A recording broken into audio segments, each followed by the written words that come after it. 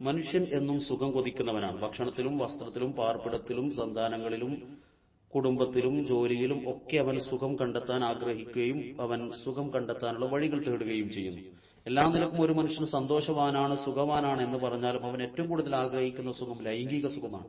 അതുകൊണ്ടാണ് ജീവിതത്തിൽ എല്ലാ നേട്ടങ്ങൾ ഉണ്ടായാലും ലൈംഗിക സുഖത്തിന് വേണ്ടി എല്ലാം വലിച്ചെറിഞ്ഞ് കാമുകന്റെയോ കാമുകിയുടെ കൂടെയോ ഇറങ്ങി ഓടുന്നത്.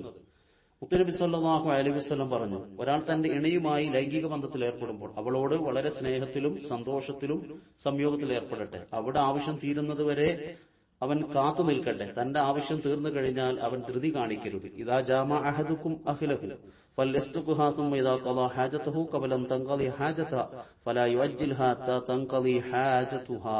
സ്ത്രീക്ക് ചിലപ്പോൾ വൈകിയായിരിക്കും രതിമൂർച്ച സംഭവിക്കുക. അതിന് കാത്തു നിൽക്കാതെ അവസാനിപ്പിക്കുക എന്നത് അവളെ ബുദ്ധിമുട്ടിക്കലാണ്. അതിനാൽ അവൾക്ക് രതിമൂർച്ച വരുന്നതിന് കാത്തിരിക്കുകയാണ് വേണ്ടത്. ഒരു സ്ഖലനം സംഭവിക്കുന്നത് സ്ത്രീക്ക് വളരെ ആസ്വാദികരമായിരിക്കും.